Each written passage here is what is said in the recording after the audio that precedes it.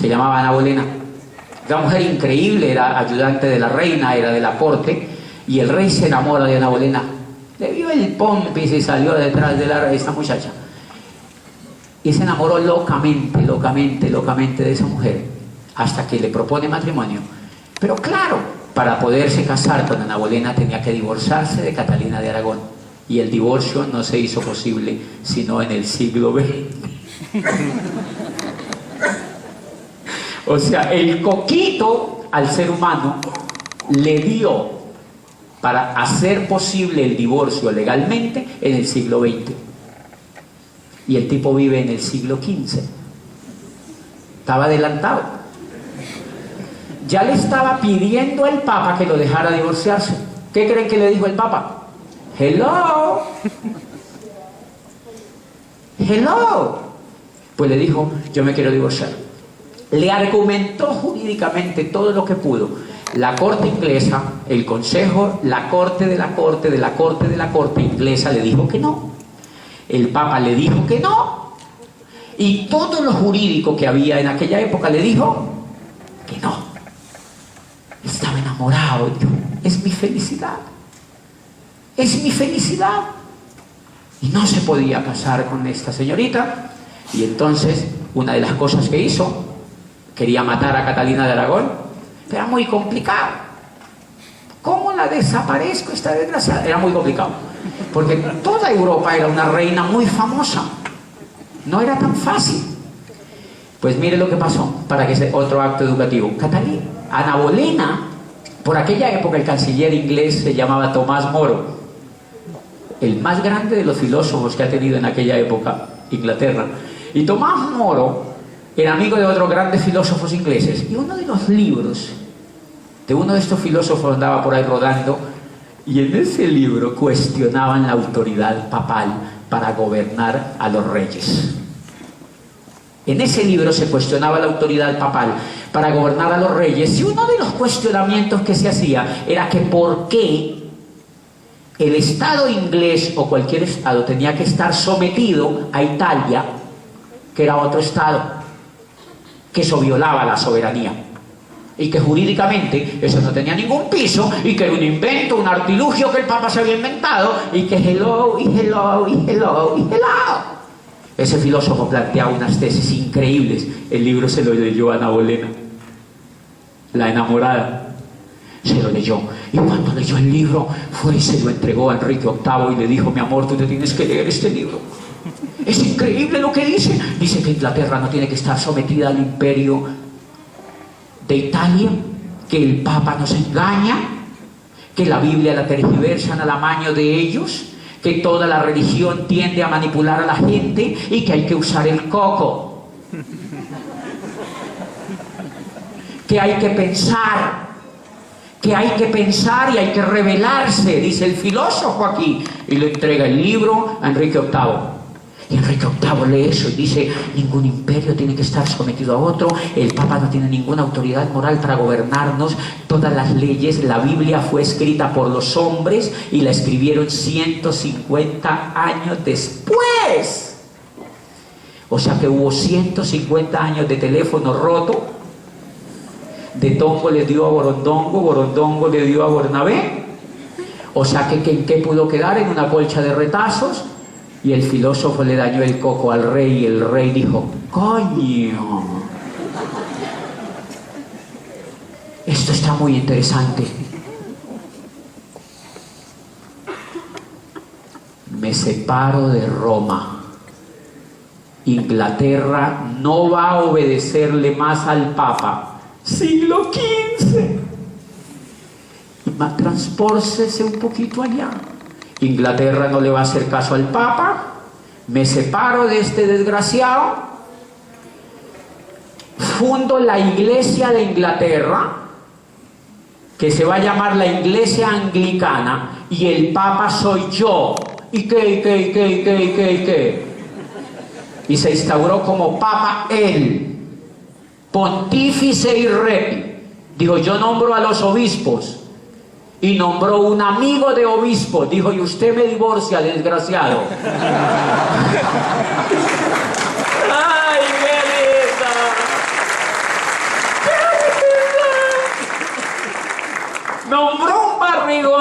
chico allí como de 28 años, amigo de él, parecía político. Nombró un amigo de él. Pregunta, ¿es bueno nombrar a los amigos en los cargos? ¡Claro! ¡Ay! Y uno no va a nombrar a los enemigos. ¡Muy trombolo! Si yo fuera presidente, nombraría a todos mis amigos. Obvio, porque yo no tengo amigos malos. O sea que era brillante el tipo. Eligió al obispo, al gran amigote de él, y le dijo: usted va a ser la cabeza de todo el clero, yo soy el papa, y usted me divorcia. Y ya modificaron la ley y le dijeron al papa: Dios lo bendiga, mi amor. Y crearon la segunda iglesia en Occidente después de la católica, la iglesia anglicana protestante, por eso se llama protestante.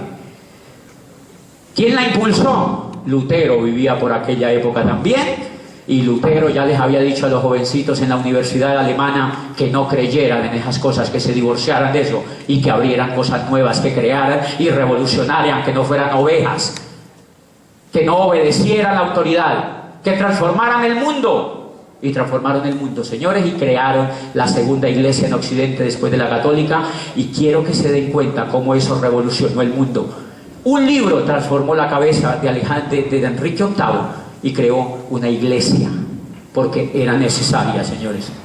En esa época era necesaria una iglesia. Hoy no tanto, en esa época era impresionantemente necesaria. Pues esa iglesia, señores, cuando los europeos se armaron las guerras más impresionantes, hacia finales del siglo XVIII, XVII y XIX y los europeos, ¿a dónde migraron? A Estados Unidos. Migraron al norte de América y venían holandeses, irlandeses, alemanes, ingleses, y ellos eran anglicanos. Eran de la iglesia de Enrique VIII y no creían en la otra. Y uno de los postulados que esa iglesia cambió era que el reino, en la iglesia anterior donde estaban, decía que el reino de los cielos estaba hecho de los pobres. O sea que era buen negocio mantenerse pobre, porque el reino de los cielos estaba hecho de los pobres. Y entonces le dijeron: es muy difícil que un rico se salve, es más fácil que un camello pase por el ojo de una aguja. Y la gente dijo: ay, marica, entonces yo me quedo pobre, es mejor. Yo no me voy a perder el cielo. Lo único que le faltó decir es: los únicos que nos salvamos somos nosotros. Ninguno más se podía salvar. Los anglicanos cambiaron el discurso y dijeron: ser rico glorifica a Dios, la pobreza deshonra al Señor.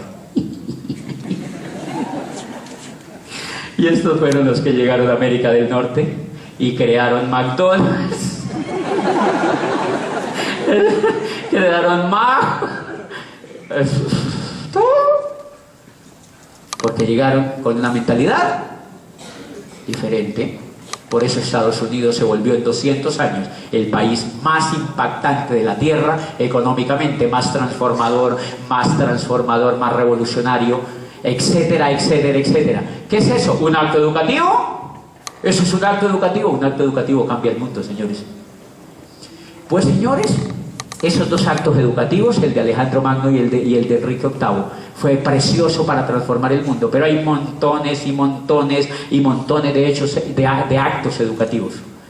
Montones de actos educativos que transformaron el mundo desde el siglo XV. Recuerden que entonces la era agrícola funcionó dormida, la época más oscura de la humanidad, porque era prohibido pensar, prohibido leer, no se permitía leer.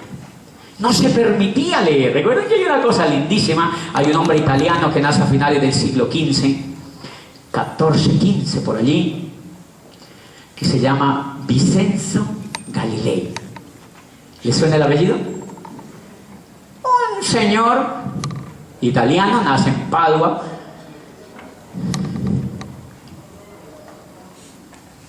Músico, le encantaba la música.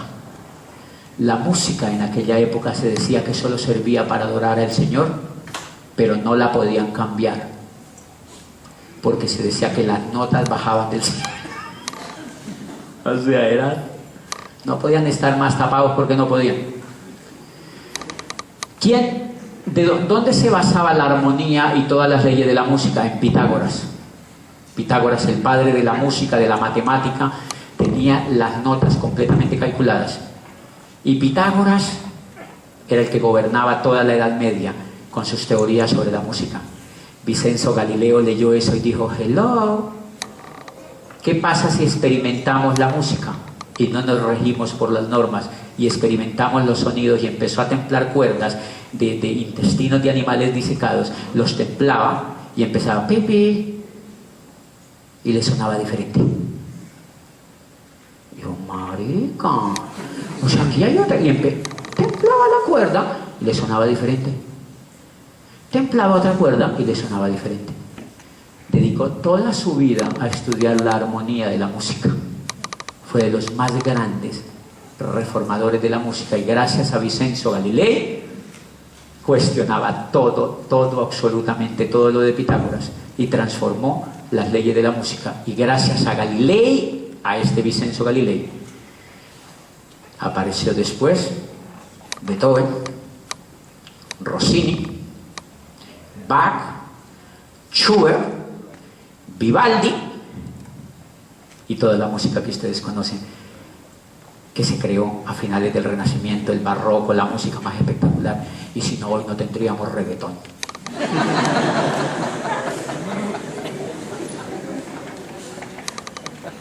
¿Ustedes se imaginan este mundo sin reggaetón?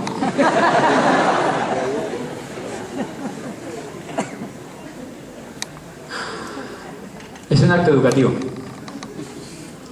Pues Galileo, el Vicenzo Galilei era un revolucionario, señores. Era un revolucionario, se autoeducaba, pensaba, se transformaba el coco y se revolucionaba. Se revolucionaba. Y tuvo un niño, tuvo varios, pero uno de esos niños se llamaba Galileo Galilei. Y el culicagao veía a su papá loco, era revolucionario. Felicito a los revolucionarios. Me encanta la gente que es revolucionaria. Esos torombolos que no usan el coco sino para ir a comer. O sea, los revolucionarios son fantásticos en el mundo. Ese muchachito vio a su papá revolucionando la música y empezó a decir: mi papá no le come cuento a nadie. Mi papá es revolucionario, mi papá es revolucionario, mi papá. Y veía a su papá transformando. Buen ejemplo para los papás. Si tienen hijos, tienen que darle buen ejemplo. Si ustedes quieren que sus hijos sean genios, tienen que ser genios en alguna cosa. Invéntense una tapa para el baño, alguna cosa.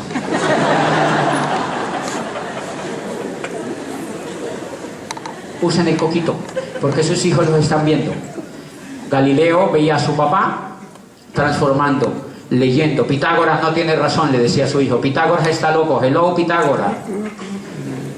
Pitágoras, pao. Yo voy a comprobar otra cosa. Y el hijo veía eso. Y el muchachito, cuando creció, su padre tenía miedo también de que su niño se quedara por ahí volando, y lo mandó a estudiar a la Universidad de Pisa. Lo mandó a estudiar medicina. ¿Cómo lo hacen aquí con los muchachitos? Para que trabajen en una IPS. Y entonces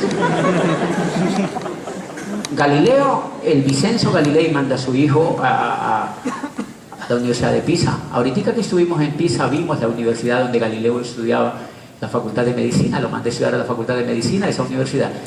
Pero el pequeño Galileo ya era un revolucionario. Le gustaba la matemática, no la medicina. Se aburría en las clases. ¿Aquí hay jóvenes? ¿Se aburren en las clases? Salgan corriendo de esa porquería. Todo lo que se aburra, lárguese. Y si están aburridos, váyanse también. O sea, todo lo que se aburra uno en la vida se tiene que largar, porque la vida se va en un momentico. Galileo no quería estudiar medicina, pero el papá sí. Pues se consiguió un amigo matemático, el matemático más importante de la Universidad de Pisa, y se hizo amigo de él. Y se le metía todas las noches a la casa y lo oía. El matemático más importante de la corte de los Médicis era profesor de la Universidad de Pisa, y el pequeño Galileo se hizo amigo de él. Pequeña clave: hay que hacerse amigo.